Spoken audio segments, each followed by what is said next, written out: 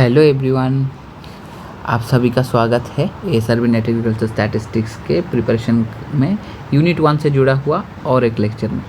Last lecture में हम लोगों ने नॉर्मल डिस्ट्रीब्यूशन को देखा था। आज का टॉपिक है हमारे पास एक्सपोनेंशियल डिस्ट्रीब्यूशन। आज हम लोग एक्सपोनेंशियल डिस्ट्रीब्यूशन को देखेंगे और उसका थ्योरेटिकल पार्ट कवर करेंगे। नेक्स्ट लेक्चर में एक्सपोनेंशियल से जुड़ा हुआ एमसीक्यू सॉल्व करेंगे।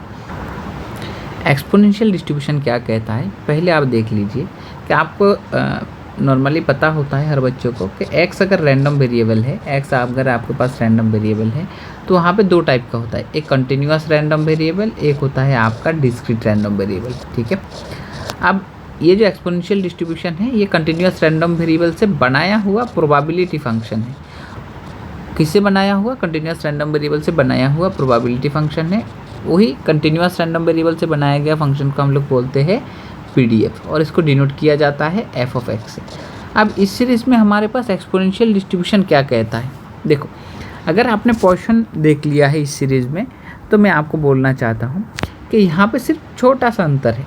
देखिए पोर्शन में आपको चीज़ें क्या मिल जाता था कि आपको एक फिक्स टाइम इंटरवल मिल जाता। सोचिए कि 1 से लेके 5 मिनट तक आपको एक टाइम इंटरवल मिल जाता है। इस टाइम इंटरवल में कितने नंबर ऑफ इवेंट हो जाता है आप उसको काउंट करेंगे। क्या करेंगे? वो कितने नंबर ऑफ इवेंट आपका हो जाता है उसको काउंट करेंगे। तो ये 1 2 3 4 इस तरह से डिस्क्रीट नंबर ऑफ ऑब्जर्वेशन आप काउंट करेंगे। उसी से आपका पोर्शन आ जाएगा, उसी से आप पोर्शन डिस्ट्रीब्यूशन को फॉर्म कर सकते हैं। अब एक्सपोनेंशियल डिस्ट्रीब्यूशन में चीज़ें क्या हो जाता है, एक्सपोनेंशियल डिस्ट्रीब्यूशन में आपके पास चीज़ें इस तरह से हो जाता है कि आपको एक फिक्स्ड नंबर ऑफ इवेंट रहता है। कितने नंबर ऑफ इवेंट चाहिए आपको? 5 नंबर ऑफ इवेंट। या आप ऐसे देख सकते हो कि पहला इवेंट अभी हुआ है, दूसरा इवेंट कब होगा। ये इवेंट होने के लिए कितना टाइम चाहिए, मतलब आप पहले देखते थे एक इंटरवल में कितने नंबर ऑफ इवेंट हो रहा है, अब अभी देखेंगे कि आपका एक इवेंट होने के लिए कितने नंबर ऑफ मतलब इंटरवल कितना लंबा हो रहा है, कि ये अभी हुआ, दूसरा होने के लिए इसके बीचों बीच का कितना टाइम डिफरेंस आपको चाहिए, ये चीज़ आप देखेंगे। Measure the waiting time between 2 consecutive portion event. तो आपके 2 इवेंट के बीचों बीच जो टाइम चाहिए होता है वो आप मेज़र करते हैं एक्सपोनेंशियल डिस्ट्रीब्यूशन पे। चलिए मैं इसका PDF फंक्शन आपको दिखाता हूँ। नॉर्मली डिनोट किया जाता है, ये कंटिन्यूअस रैंडम वेरिएबल है और एक्सपोनेंशियल डिस्ट्रीब्यूशन उसका पैरामीटर है लैम्डा। वहाँ पे ये x का वैल्यू जो है, x का वैल्यू अगर आप नंबर लाइन पे देखेंगे तो x 0 से ऊपर रहेगा, मतलब 0 to इन्फिनिटी, और लैम्डा का वैल्यू भी 0 से ऊपर रहेगा। तो ये रेट भी बोला जाता है, ये रेट पैरामीटर है। ठीक है, लैम्डा को फंक्शन क्या रहेगा, f(x) का फंक्शन रहेगा आपके पास कुछ इस तरीके से, λe⁻ λx, और यहाँ पे रहता है x का वैल्यू 0 से इन्फिनिटी, अदरवाइज 0 हो जाएगा।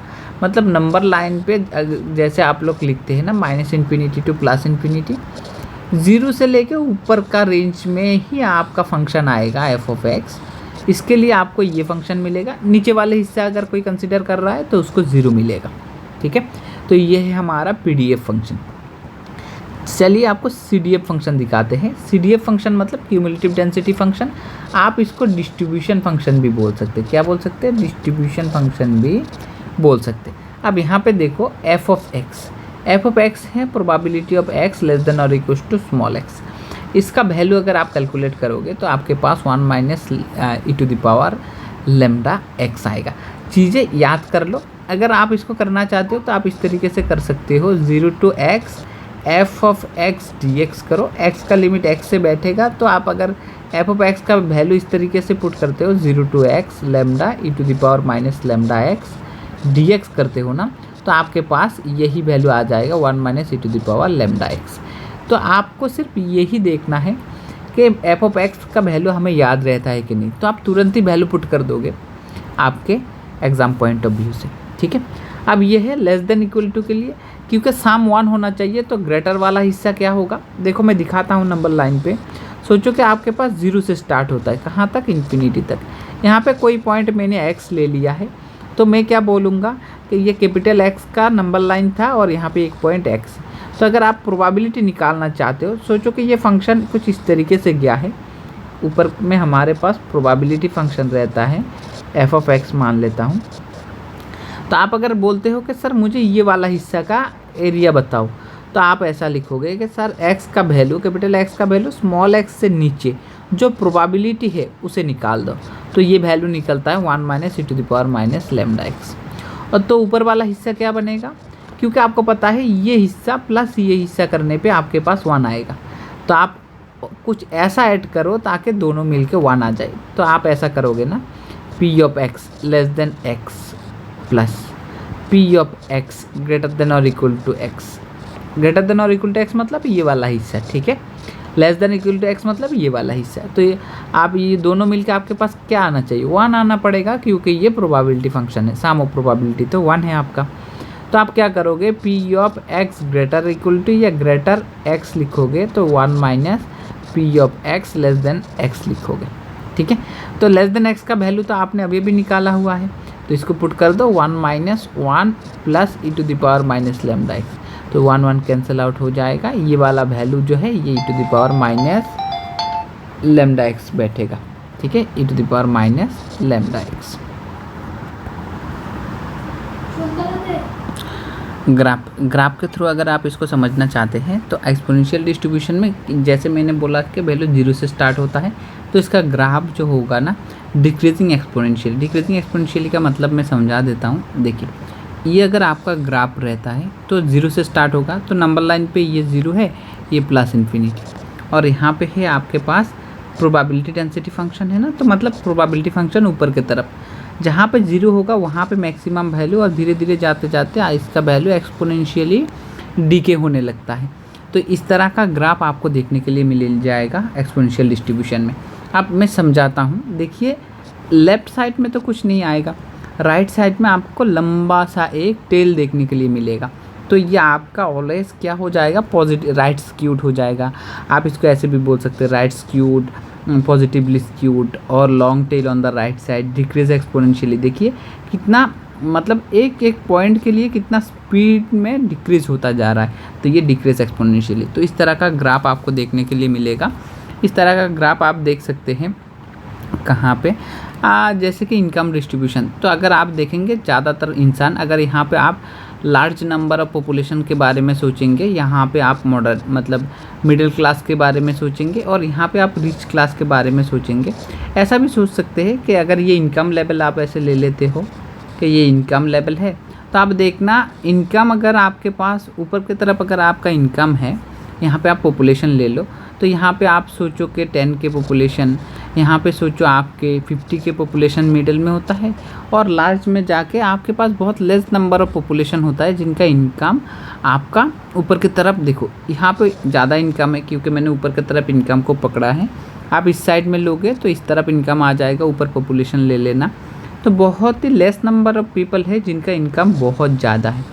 फिर मॉडरेट नंबर ऑफ इनकम देखते होगे, और लार्ज पॉपुलेशन में आप देखोगे ज़्यादा इनकम है ही नहीं। तो इस तरह के सिचुएशन पे भी आप कंपेयर कर सकते हो आपके एक्सपोनेंशियल डिस्ट्रीब्यूशन को, जो रियल लाइफ में एग्जिस्ट करता है। यहाँ पे ग्राफ दिया हुआ था, एक आपके रियल लाइफ एग्जांपल है। सपोज आप सोच लो रेनफॉल हो रहा है, ठीक है, रेनफॉल इवेंट्स ऑकर रैंडमली। तो आप ऐसा देखना, कभी आज हो रहा है, कल हो रहा है, ऑन एन एवरेज जो है लैम्डा इक्वल टू आप सोच सकते हो 3 rainfall events occur per month. तो हर मंथ पे आपका जो रेनफॉल है वो है आपका एवरेज वैल्यू। तो लैम्डा आपने 3 पकड़ लिया है। Now the waiting time for the next rainfall follows N exponential distribution, कि नेक्स्ट बारिश कब होगा आप उसको अगर पता करना चाहते हो तो आप एक्सपोनेंशियल डिस्ट्रीब्यूशन के मदद से ये काम कर सकते हो। बड़ा ईजी है, मैं बोल देता हूँ। देखो, आप उसको अगर वेटिंग टाइम आइडेंटिफाई करना है ना, जो हमारे लैक ऑफ मेमोरी प्रॉपर्टी के द्वारा भी हम कर सकते हैं, उस तरह के केस में आप आराम से एक्सपोनेंशियल का यूज़ कर सकते हो। मैं दिखाता हूँ आपको, ये चीज़ें बहुत ज़्यादा अच्छे से क्लियर हो जाएगा आपके लिए कि सर हम कैसे वेटिंग टाइम को आइडेंटिफाई करें। देखो, अगर यहाँ पे आपके पास लैक ऑफ मेमोरी वाला चीज़ें मैं पहले डिस्कस करना, ठीक है, थोड़ा बाद आएगा। अब यहाँ पे पैरामीटर मैंने लैम्डा बोल दिया है।